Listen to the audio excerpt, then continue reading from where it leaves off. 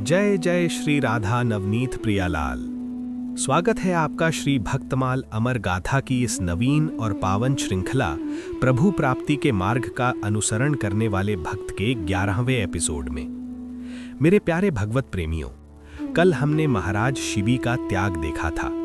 आज की कथा महाभारत के बाद के समय की है। ये कथा माहिष्मती नगरी के उस स्वाभिमानी राजा की है जिसने पांडवों के अश्वमेध घोड़े को रोककर साक्षात अर्जुन को मूर्छित कर दिया था। ये कथा केवल युद्ध की नहीं बल्कि अहंकार के त्याग और भक्ति की विजय की है। ये हैं माहिष्मती नरेश महाराज नीलध्वज, उनका वीर पुत्र प्रवीर और उनकी अग्नि कन्या पत्नी रानी जाना। श्री भक्तमाल में इनकी कथा का वर्णन बड़ा ही रोमांचकारी है। आइए रणभूमि के इस दृश्य का आंखों देखा हाल श्रवण करते हैं। ये कथा माहिष्मती नगरी की है।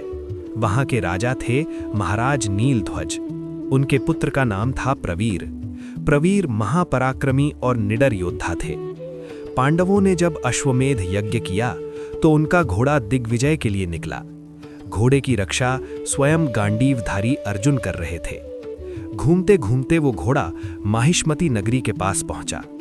राजकुमार प्रवीर ने जब उस सजे हुए घोड़े को देखा और उस पर लटके हुए चुनौती पत्र को पढ़ा तो उनका क्षत्रिय रक्त खौल उठा।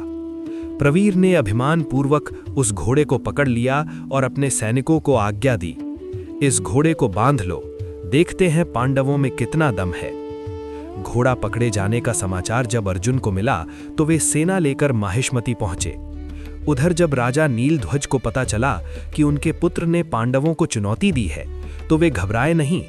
वे अपनी विशाल सेना लेकर पुत्र की सहायता के लिए रणभूमि में आ डटे।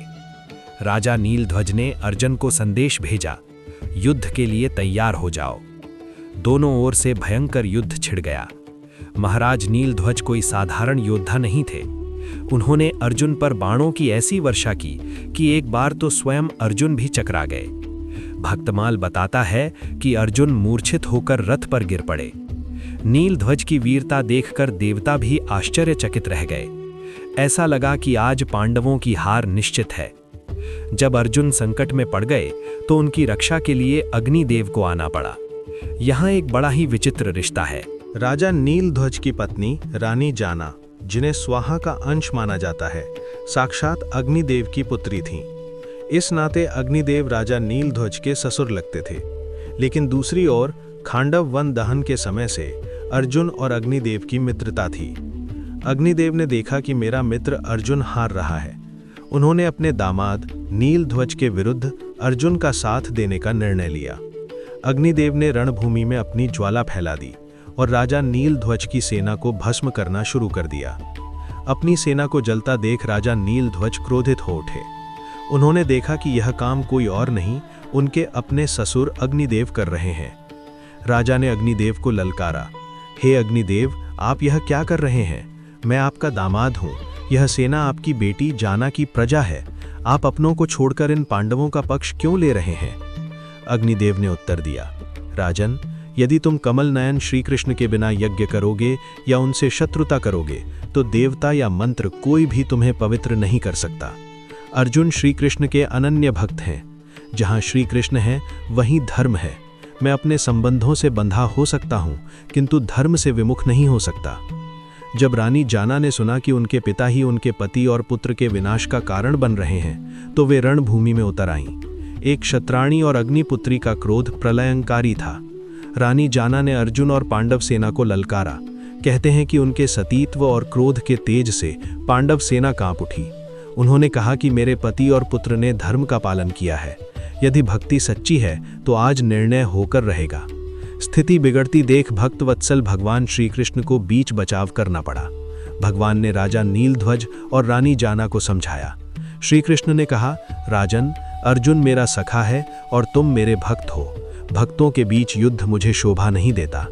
भगवान के दर्शन पाकर राजा नीलध्वज और रानी जाना का क्रोध शांत हो गया।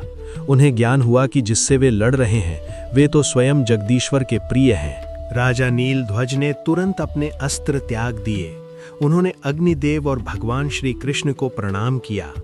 राजा ने अर्जुन से कहा, महाबाहो पार्थ, मैं आपका कौन सा प्रिय कार्य करूं? आप तो साक्षात नारायण के सखा हैं। अर्जुन ने विनम्रता से कहा, राजन, आप श्रेष्ठ वीर हैं, हमें आपसे कुछ नहीं चाहिए, बस आप हमारे साथ मिलकर इस यज्ञ अश्व की रक्षा करें और धर्म की स्थापना में सहयोग दें। राजा नीलध्वज ने तथास्तु कहा। उन्होंने अपना राज्य अपने वीर पुत्र प्रवीर को सौंप दिया और स्वयं सेना लेकर अर्जुन के साथ अश्वरक्षक बनकर चल पड़े। अर्जुन के मुख से राजा नीलध्वज की प्रशंसा सुनकर भगवान श्री कृष्ण ने बड़े प्रेम से राजा नीलध्वज का गाढ़ आलिंगन किया। राजा नीलध्वज ने सिखाया कि भगवान के भक्तों से वैर करना साक्षात भगवान से वैर करने जैसा है। जब ज्ञान हुआ तो उन्होंने अहंकार त्याग कर मैत्री का हाथ बढ़ाया। आज की ये वीर गाथा यहीं विश्राम लेती है। कल हम इस श्रृंखला के 12वें एपिसोड में प्रवेश करेंगे और दर्शन करेंगे रत्नपुर के राजा मयूरध्वज और उनके पुत्र ताम्रध्वज के। ये कथा दान की सबसे कठिन परीक्षा है। अर्जुन को अपनी भक्ति पर अभिमान हो गया था। भगवान कृष्ण उसे तोड़ने के लिए एक बूढ़े ब्राह्मण का वेश बनाकर राजा मयूरध्वज के पास गए। भगवान ने कहा, राजन, मेरा शेर भूखा है, ये केवल तुम्हारे बेटे का मांस खाता है और शर्त ये है कि तुम और तुम्हारी पत्नी दोनों मिलकर आरी से अपने बेटे के शरीर को चीरोगे और खबरदार, अगर किसी की आंखों से एक बूंद भी आंसू गिरा तो मेरा शेर भोजन नहीं करेगा। माता पिता ने आरी उठाई और बेटे के सिर पर रख दी, लेकिन तभी बेटे की बाईं आंख से आंसू गिर पड़ा। क्या भगवान ने उनका दान अस्वीकार कर दिया? कल सुनेंगे भक्त मयूरध्वज और आरी की परीक्षा की रोंगटे खड़े कर देने वाली कथा। कमेंट में राजा नीलध्वज की वीरता को नमन करते हुए बोलिए, जय श्री कृष्ण, जय नीलध्वज। राधे राधे।